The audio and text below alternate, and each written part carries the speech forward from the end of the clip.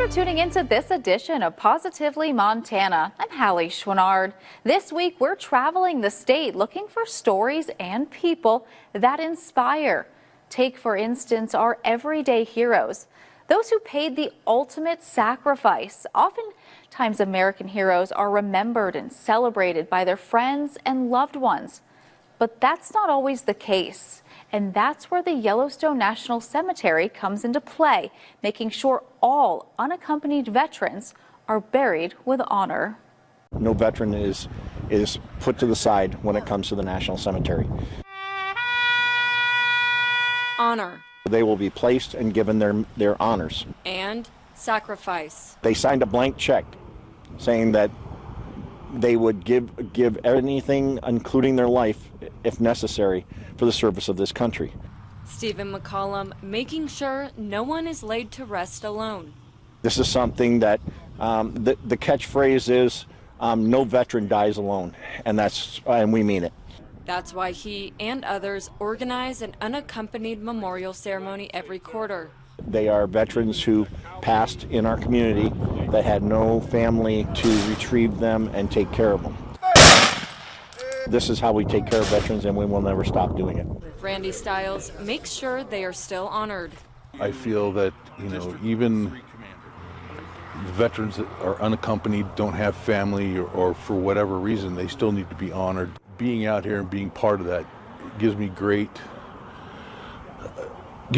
pride, but also I'm kind of paying it back to those who fought for our country. That sense of pride, a common feeling for those around. I think the Americanism came out at them, the pride of being an American, and that their family member was a service member, and that we're still doing stuff for them even though they're not here anymore. Today at Yellowstone National Cemetery, veterans stood shoulder to shoulder in tribute as they laid to rest four of their own. A powerful farewell to a life of service and sacrifice for this country. They still need to have their memorial service. Richard Munt, Kevin Nelson, David Hargett Sr., and Hugh Frankson were laid to rest.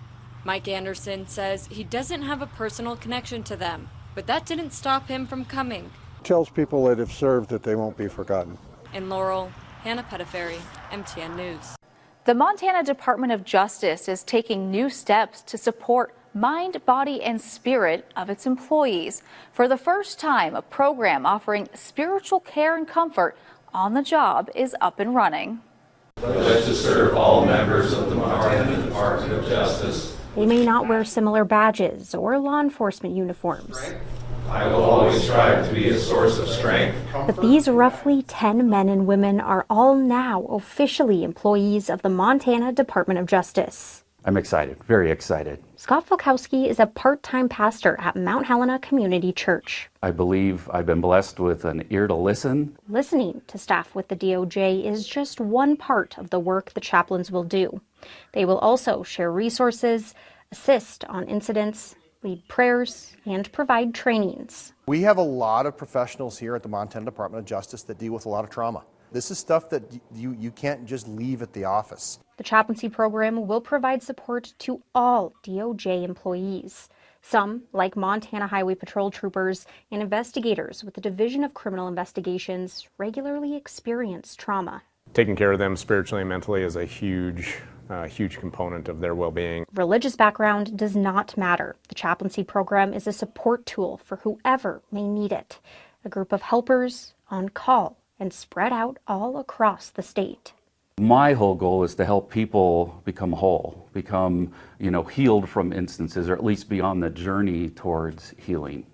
A journey towards healing and help for men and women who devote their lives to helping others themselves. Everyone needs the opportunity to find healing. Now, if you would like to get involved in the chaplaincy program, you can visit this story on our website. In Helena, I'm Allie Kaiser, MTN News.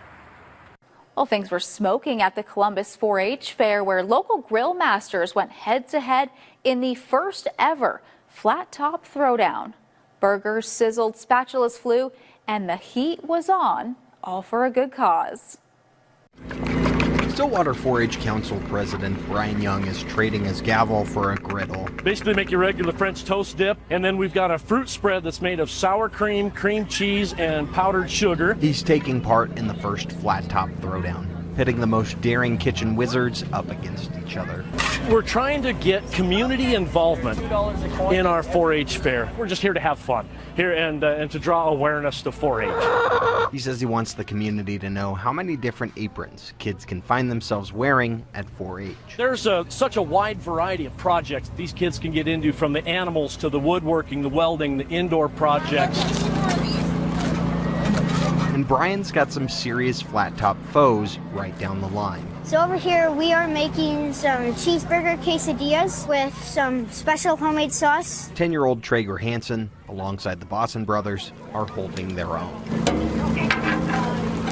I've been cooking like scrambled eggs and lots of stuff. I've been helping my mom with dinner and breakfast and lunch a lot. It's a hands-on lesson in those 4-H focuses. It's good to communicate when we communicate and just work things out with each other. Marcus Kakova, MTN News. Back to school season can be stressful, but this year local organizations are stepping in to help. Support like this is popping up all across the country, offering not just supplies, but reminding families they're not alone. Back to school season is just around the corner, and the cost of simple items such as notebooks and pencils has only increased over time. So what has the community done? Local organizations within Great Falls have set up annual fundraisers to help. We've been able to grow it every single year. Kim Skornagoski with Cascade County's United Way has been a part of the annual Stuff the Bus and Back to School Blast event for several years. Last year we were able to collect 18,000 items to distribute to local kids. Every year, United Way's Back to School events have grown, and every year, Kim has seen an increase in school supply costs. Some of the things that I've noticed, one is that the school supplies themselves, the prices have gone up. United Way explained that a pack of pencils a few years ago would have cost around 50 cents to $1. And now we're seeing, if you get it on sale, it might be $1, but it could be as high as, $4 for that same box of pencils. As we rely more on technology for school supplies, that cost also increases. Kids now have to have earbuds. That wasn't something that was on the school supply list, 10 years ago. United Way isn't the only organization providing backpacks and school supplies to students this year. I've been working here for over 7 years. I've done it every year. Zane Bridgman, store manager at Verizon, has assisted Verizon's backpack giveaway for around 7 years and says the best part about events like these... Just getting to guide the kids and get them started off right is probably my favorite part, and just seeing the smiles and all that stuff, yeah. Both organizations say that without donations from the community and volunteers, their fundraisers wouldn't run as smoothly and efficiently. Community in general with our donations has done really well with keeping this up and making sure that we got plenty of backpacks to go around. Literally both events will take probably 300 total volunteers. Both events with United Way and Verizon are free to attend. Pre-registration for the Back to School Blast ends on July 31st. In Great Falls, Montana, Quentin Shores, MTN News. The Salvation Army is hitting the streets with a mission. Their latest addition, a mobile unit designed to deliver help wherever it's needed. More than a mobile kitchen, they're equipped with resources for any crisis. The Salvation Army is rolling out a brand new emergency responder food truck. It's designed to serve hot meals and drinks to first responders and survivors during disasters and community emergencies. We're so excited to receive this new, what we call in the Salvation Army, canteen. The previous truck had reached the end of its life after 30 years on the road. Now the new canteen comes with major upgrades, including a kitchen and enough space to serve up to 700 meals per day. Now we have a new truck with fire suppression system so we can cook. We couldn't do that before. The Salvation Army uses the canteen to respond to disasters like wildfires, floods, and search and rescue missions. For volunteers, it's about offering comfort when it's needed most. The most recent one, I think, was a fire north of town, 4 a.m. Gave the responders coffee, and they're so gracious and they make such a big deal about how much they appreciate it. And they're the ones that are doing the heavy lifting. It's not just a hot coffee they're serving up. The Salvation Army also offers counseling and case management services for disaster survivors. Anytime there's an emergency, we're ready to go out and serve as needed, and to make sure that the families and the first responders receive the help that they need. The Salvation Army operates canteens across Montana with teams based in each major city. They say volunteers power these emergency responses, and they're always looking for more helping hands. In Great Falls, I'm Anissa Coomer, MTN News. Still to come on this edition of Positively Montana, he's the kind of cowboy who'd give you the shirt off his back. Now his Highline community is giving everything they've got to help him fight cancer. That story right after the break. More stories from the heart of the Treasure State are on the way when Positively Montana continues after this.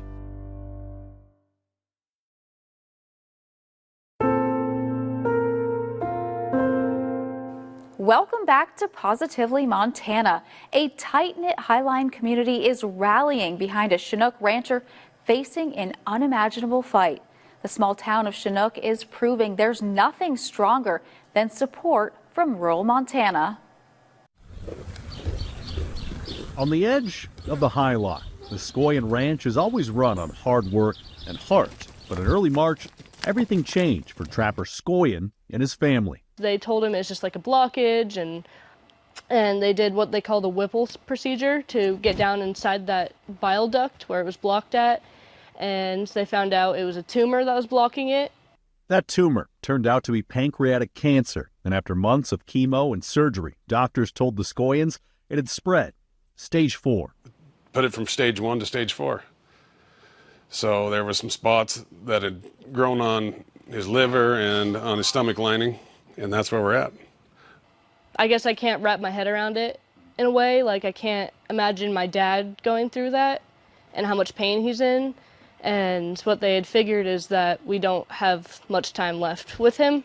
But even in the hardest times, Trapper has stayed the same cowboy his friends have always known. Generous, determined, and most of all, tough. Believe it or not, he was actually out working on some balers. You know, there's just no stopping that guy. The drive in him is unreal. Around Chinook, you'll find wristbands, koozies, and posters. A community mobilizing for a man who never hesitated to help anyone else. Trapper is just a kind soul. He is. I mean, he will literally give you the shirt off of his back. And family man, hardworking, and so it's always good to see him when you run into him. Donations have poured in. Guns, a jet ski, handmade quilts, a demolition derby car. It all leads to a benefit on July 25th, a night the Trapper's daughter believes will feel more like a celebration than a fundraiser. It's going to be fun. I don't think that we're going to be all sad. I think it's going to be a fun, upbeat, lots of money, and fun time. All to raise money for mounting medical costs and expenses as Trapper continues to fight. It's just a small community. Everybody knows everybody. When somebody's down and out like that, they just do the best they can to help each other out. So. A small town with a big heart and a reminder that no one fights alone on the Highline. When things get tough, you don't realize how many people have your back, and you know, you don't realize the strength of a small community.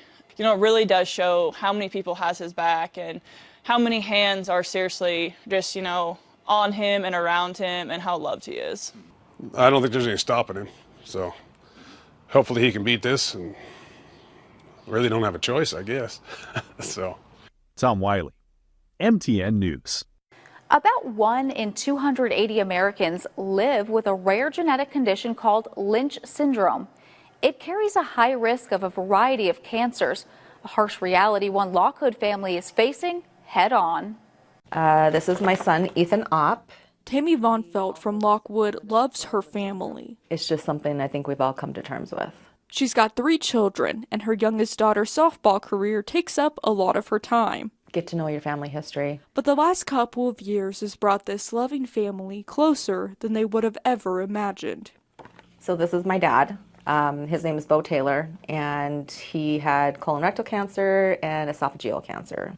And he also tested positive for Lynch syndrome. Since 2023, Tammy, her father, and 2 of her children have all tested positive for Lynch syndrome. It's a genetic condition that highly increases one's risk of developing cancer, most commonly colorectal cancer. So there's a lot of cancer on my dad's side of the family. Tammy's dad, before passing away, was diagnosed with multiple types of cancer, a common trend in Tammy's family. Tammy's only 47, but has already battled both colon and cervical cancer. But when we start seeing lots of cancers in a family, it's a red flag to us that we need to, have some further testing, and genetic testing is a great way to find out, is there something bigger going on? Tammy started seeing Intermountain Health family care provider Jody Gilligan, who recommended Tammy an in-depth genetic test for Lynch syndrome. It's hard to share our personal medical history. We want to maybe not tell everybody everything, but I think it's important for the next generations for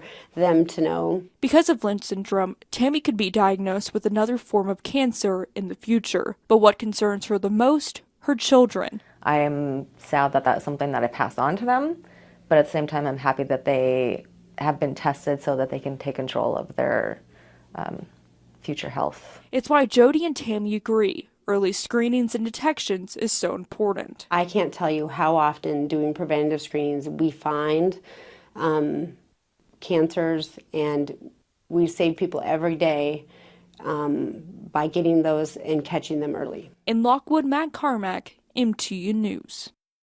The community of Basin has hit the ground running, trying to find solutions that will allow for their elementary school to reopen, one of which is remodeling this house you see behind me as an incentive for applicants of their open teacher position.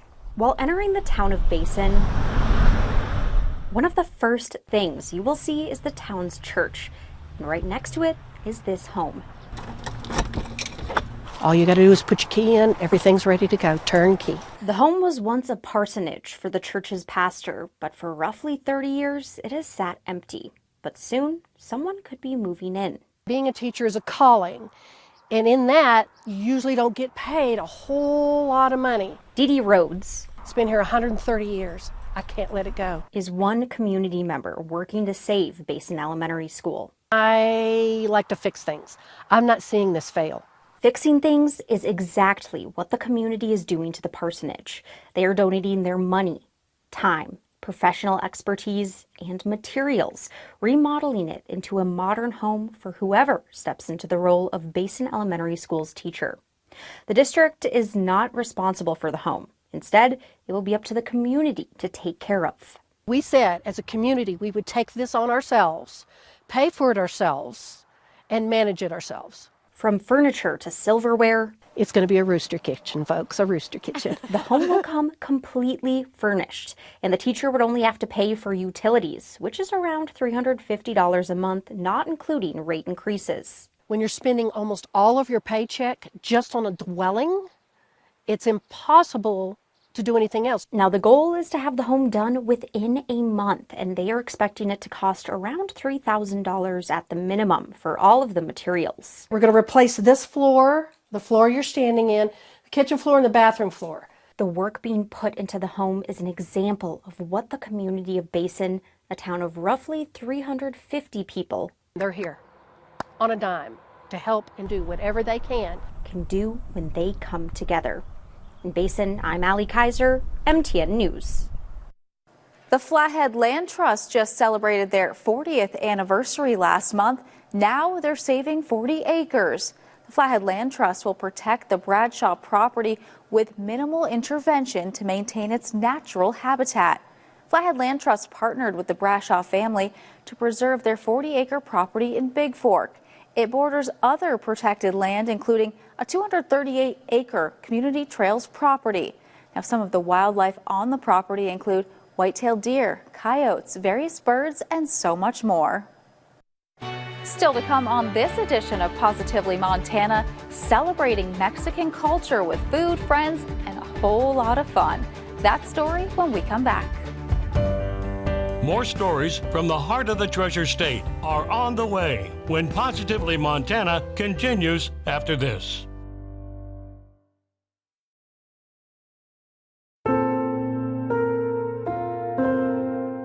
Welcome back to Positively Montana. Thousands turned out for the annual Mexican Fiesta in Billings, featuring music, food, and of course, dancing. But for the family behind the decades-old tradition, it's the final dance of the night that they look forward to most. What do you say we get going, little Tex-Mex shuffle here? It's a celebration of the celebration, This is the grand finale. especially for the Contreras family, who helped start Billings' only Mexican fiesta all those years ago and has put in months of planning. Now it's a chance to unwind and let loose.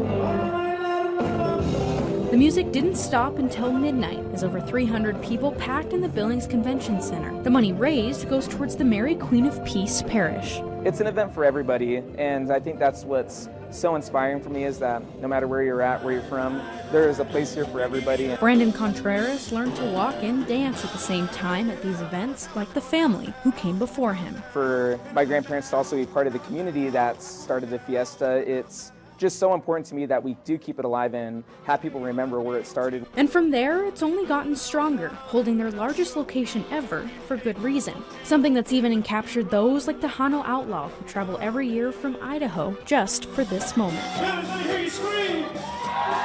It's a beautiful place, first of all. We love coming over here. Yeah, this is one of our favorite events of the year. And we play quite a bit. The music they play not only keeps feet moving, but is a way to keep their culture alive. I like to describe our music as being family music. We grew up playing this music, going to weddings and quinceañeras as little kids and dancing with our parents and aunts and uncles. And now it's our turn to take stage. Taking the stage in place of those before them, like John Mota. I like the music and brings back a lot of memories.